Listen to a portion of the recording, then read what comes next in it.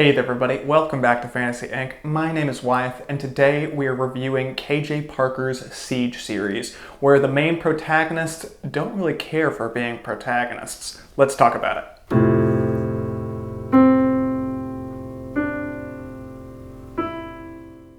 KJ Parker really blew me away with protagonists who are so relatable at being unrelatable, if you can kind of understand what I'm trying to put down. The premise of the books are very much solidified by the title of the series, Siege. A certain city and peoples within it are being sieged in a fantasy slash kind of medieval world. And oh my goodness, it was so well thought out. To give a little bit of a spoiler, but it's not too much, don't worry, each book has a different protagonist or different perspective leading each of them. And it's written in the past tense, and this was a very good decision to give the opportunity for the readers to see what this world has to offer. Yes, it's mainly about the Robur and them trying to survive with people right outside their city walls, and they are able to think pretty inconsistently about what to do until a few protagonists come along with the right skills, right knowledge, and the ability to take charge. And oh my goodness, it is so good. To give a spoiler-free summary of the first book, it follows Orhan. He is known as a milk-face, so he is not a Robur, which are known as blue-skinned people, if I'm not mistaken myself. And they are not really good people. You know, they have an empire that stretches multiple countries, and they are known for war, and that's pretty much about it. And so they enslave people, indenture people, and it's not a really good setup, which is why a lot of people are fairly mad at them and are about to do something about it.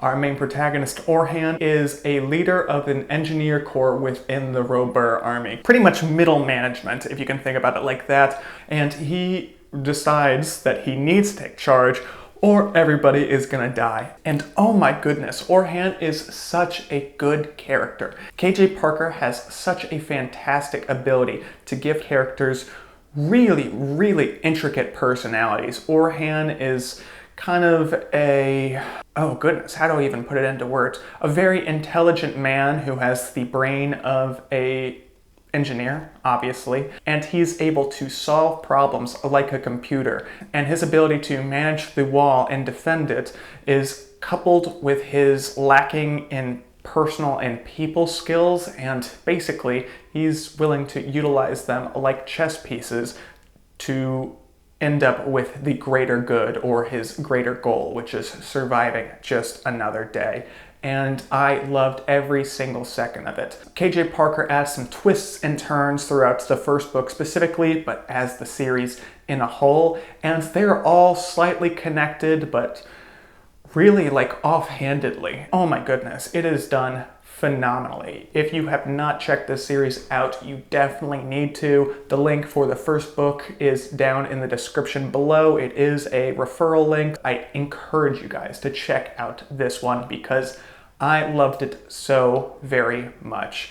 All in all, it was a 5 out of 5 in my opinion. It was just on my tier list videos, so you can check out those videos right there if you want more information on it. Now we're gonna go ahead and jump over to the deep dive and jump into the spoilers about these 3 books. I'll be candid with y'all, I'm so excited for this part of the video just to discuss how KJ Parker weaved this intricate tapestry into this narrative series, and I hope y'all, when you do read this series, come back to this video and check out my thoughts.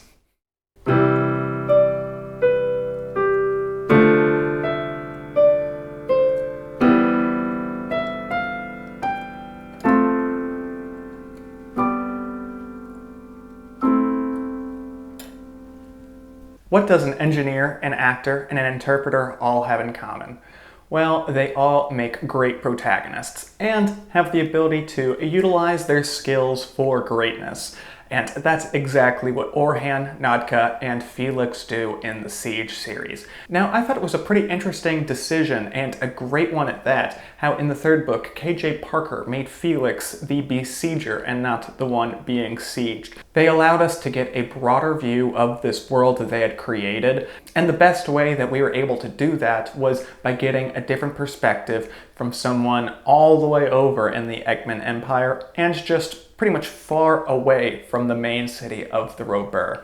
I thought it was so interesting how each of them had this profession that you wouldn't think is able to turn it into grandeur, and circumstances allowed it, obviously, but they were able to each become different things. An engineer was able to become a general with martial law going on.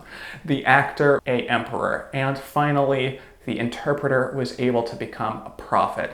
And I thought each decision of those careers made so much sense for how the books progressed. Obviously, an engineer is going to have the smarts and know-how to build contraptions, to make sure that the enemy can't get in easy to the walled city. And that's what Orhan was able to do, and he was able to utilize his professional experience within the army to take charge, and he was able to think about it so analytically, where he just walked up to the emperor's castle and took his seal. And though he made many mistakes along the way, he was able to utilize his knowledge about building bridges, about just building contraptions in general, to give him and his people the upper hand for a little bit of time. Then we have Nadka, the actor, with many coincidences happening, was able to take over the role of the hero of the Robur and then find his way into becoming an emperor.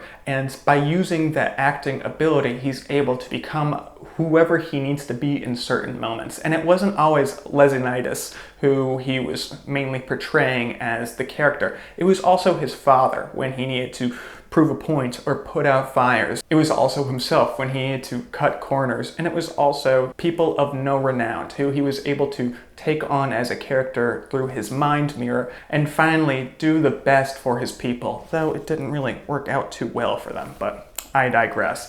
And then we have Felix, the interpreter, who really is the star of the show when it comes to what you can do with just a little bit of trickery and a mind for reading. The person who knows all the languages is able to communicate with all the different people and through circumstance as well as a little bit of trickery, reunite them and create an empire like no other. And that's exactly what he did.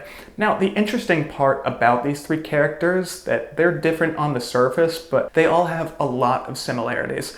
When we look at all of them, they each kind of have a little self-doubt in themselves. Maybe you could argue against Felix having that, but once he gets into a dangerous situation, he starts to regret his actions a little bit. And they all have the ability to take big swings. And if you take big swings, yes, you can miss. But at the end of the day, that's how you get the home runs. And they all were able to do some pretty miraculous things. I thought it was pretty interesting how friendship kind of came up in all of the books. A little bit more in the second book between Hoda and our main man, Nadka. But Orhan and his childhood friend was the one actually besieging them. And then we have in the last book, Felix and the best friend he had at the academy who had mutilated him. And that was a very interesting and kind of coincidental thing that the author threw in, and probably would be my only hesitancy. It's definitely not a con, but I don't know. You gotta have really, really ideal circumstances and layer that throughout the books, which the author definitely did. KJ Parker did a great job of layering, especially in the first book with Orhan's childhood stories. But it seems a little too coincidental, almost like a Luke Skywalker and a Darth Vader, relation, if you know what I'm saying. But I guess I'll go ahead and digress from there. I really, really loved the series. My favorite out of the whole thing is definitely the first book. I think it set a very, very strong precedent, and I think number 2 is number 2 and number 3 is number 3.